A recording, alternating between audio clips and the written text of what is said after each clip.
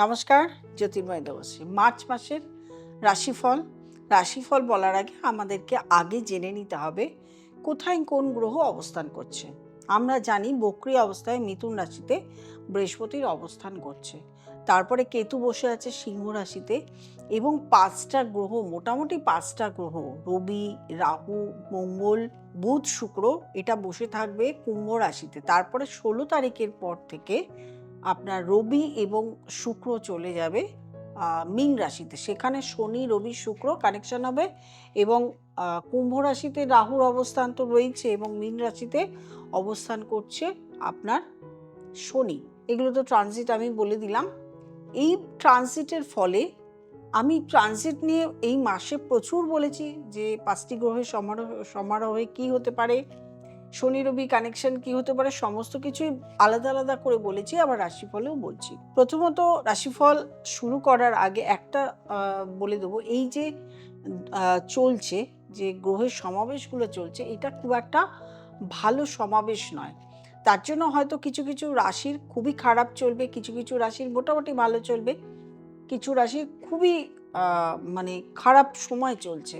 এবং আমাদের চারিদিকে দেশের এবং বিভিন্ন বিদেশের রাজনৈতিক পরিস্থিতি খুব একটা ভালো নয়। তার সঙ্গে আমরা বিভিন্ন জায়গায় অগ্নি সংযোগ দেখতে পারবো।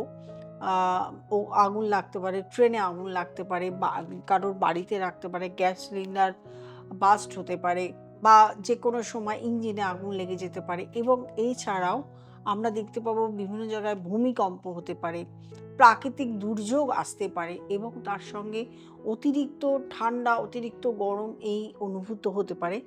এবং এর সঙ্গে রাজনৈতিক যে টালমাটাল চলছে সেটার থেকে বিশাল একটা চেঞ্জ আমরা দেখতে পারবো। এবং রাজনীতির সঙ্গে যারা যুক্ত আছে তাদেরকেও বলবো খুব সাবধানে এই সময়টা থাকতে হবে। এরপরে আসবো রাশিফল আগে প্রথমেই বলবো মেষ রাশি। মেষ রাশির এই সময়টা যোগাযোগ খুব ভালো থাকবে। কর্মক্ষেত্রে লোকের সঙ্গে যোগাযোগ, কর্মক্ষেত্রের যোগাযোগটা প্রচুর পরিমাণে বাড়বে, কিন্তু সেই যোগাযোগটা কাজে খুব একটা আসবে বলে আমার মনে হয় না। কর্মক্ষেত্রে উন্নতি হতে থাকবে, কিন্তু কর্মের যে সফলতা সেটা কিন্তু এই মাসে দেখতে কম পাবেন। তবে শরীর স্বাস্থ্য খুবই সাবধানে থাকতে হবে। যে কোনো সময় কিন্তু আপনাদের শারীরিক সমস্যা এবং দাম্পত্য সমস্যা, তাছাড়া আপনাদের অর্থ ক্ষতির সমস্যা রয়েছে। কোনো কিছু কেনার আগে, কোনো কিছু স্থায়ীভাবে কিনতে যাওয়ার আগে অবশ্যই আপনাকে একটু আগে চিন্তা ভাবনা করে নিয়ে এগোতে হবে। আপনি ভালো অ্যাস্ট্রোলজারও দেখাতে পারেন বা ভালো একজন লোকের সঙ্গে ভালো রকম যোগাযোগ করে কথাবার্তা বলে এগোতে পারেন। ভুল সিদ্ধান্ত হতে পারে, এটাই হচ্ছে বড় কথা। বৃষ রাশির এমনিতেই সময়টা ভালোই চলছে, কিন্তু বলবো সময়টা সারা বছর ভালো চলার পরেও বৃষ রাশির জাতক জাতিকাদের এই সময়টা অর্থের দিক থেকে একটু প্রবলেম আসতে পারে, অর্থ ক্ষতি হতে পারে, কর্মে সফলতা আসতে বাধা দেবে, বারবার বাধা দেবে, গৃহে কিছু সমস্যা দেখা দেবে, গৃহজ সমস্যা দেখা দেবে, মায়ের শরীর স্বাস্থ্য খারাপ থাকতে পারে, তার সঙ্গে আপনার সন্তানকে নিয়ে প্রবলেম হতে পারে। অর্থের দিকে খুব যে টালমাটাল চলবে তা না, অর্থ রোজগার আপনার বাড়বে, কিন্তু সেটা বাধা প্রাপ্তি পেতে পেতে বাড়বে। একটা আটকে যাওয়া, একটা সফলতার দিক থেকে আপনি যে স্যাটিসফাই, সেটা কিন্তু এই মাসে আপনারা পাবেন না। তারপরে আসবো মিথুন রাশির সময় কিন্তু ভালোই চলছে, কিন্তু তার মধ্যেও মিথুন রাশি কিছুটা হলেও কিন্তু বাধাপ্রাপ্ত হবে। মিথুন রাশির দাম্পত্য জীবন ভালো যাবে, অর্থনৈতিক ভালো যাবে, বিয়ের যোগাযোগ আসবে, বিয়েও হবে। সমস্যাটা হবে কোথায়, সেটা হচ্ছে মিথুন রাশির জাতক জাতিকাদের ভাগ্যের জায়গাটা কিছুটা স্তব্ধ হয়ে যাবে। এতদিন যে কাজগুলো একেবারেই সাকসেস হয়ে যাচ্ছিল, একেবারেই আপনি হাতের নাগালে পেয়ে যাচ্ছিলেন, সেইগুলোতে এখন কিন্তু কিছুটা সময় দেখা যাবে যে ভাগ্যটা আপনার সঙ্গ দিচ্ছে না। প্রত্যেকটা ক্ষেত্রে আপনাকে ধৈর্য ধরতে হচ্ছে, ওয়েট করতে হচ্ছে, তারপরেও কিছুটা পরে আপনি সাকসেসের জায়গায় যাচ্ছেন। শরীর স্বাস্থ্য ভালো থাকবে, এডুকেশন ভালো হবে, উচ্চশিক্ষা ভালো হবে, সন্তানকে নিয়ে প্রবলেম থাকবে না, সবই ঠিক, কিন্তু সাকসেসের রেটটা কম থাকবে। তারপরে আসবো আমরা কর্কট রাশি।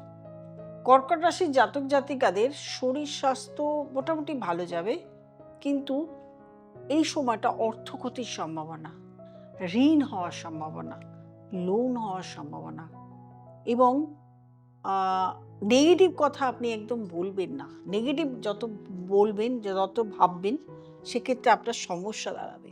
আত্মীয় স্বজনের সঙ্গে সম্পর্ক খারাপ হওয়ার সম্ভাবনা থাকবে, এবং কর্মের জায়গায় থেমে থাকলে চলবে না, প্রচুর কাজ করতে হবে, প্রচুর অ্যাক্টিভ থাকতে হবে। নেগেটিভ হলে চলবে না, নেগেটিভ কথা ভাবলে চলবে না, সামনের দিকে এগিয়ে চলুন। তারপরে সিংহ রাশি। সিংহ রাশির জাতক জাতিকাদের এই সময়টা অর্থের দিক থেকে অর্থ প্রাপ্তি ঘটবে, অর্থের প্রবলেম থাকবে না, কিন্তু কর্মের জায়গায় প্রচুর বাধা পাবে।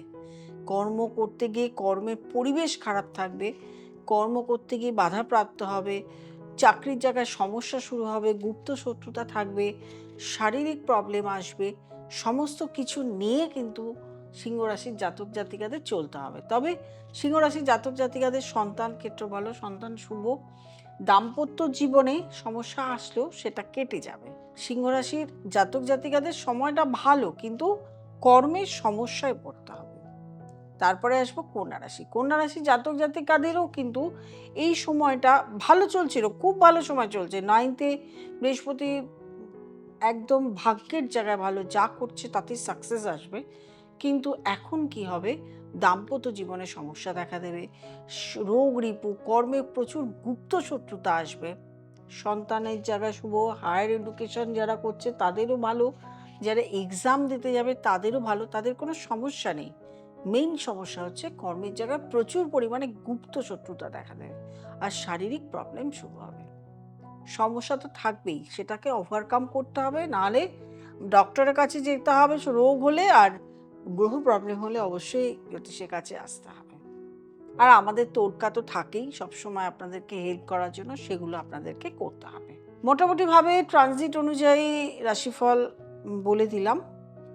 আর যারা যোগাযোগ করতে চাইছেন তারা নিচের নাম্বারটিতে ফোন করবেন, বুকিং করবেন, চেম্বারে চলে আসবেন, অথবা অনলাইন কনসালটেশন করাবেন। যারা প্রোগ্রাম দেখছেন নতুন, তারা অবশ্যই সাবস্ক্রাইব করবেন, লাইক করবেন, কমেন্ট করবেন, শেয়ার করবেন, নোটিফিকেশন অল বেলটি প্রেস করতে ভুলবেন না। প্রত্যেকে ভালো থাকবেন, আনন্দ থাকবেন।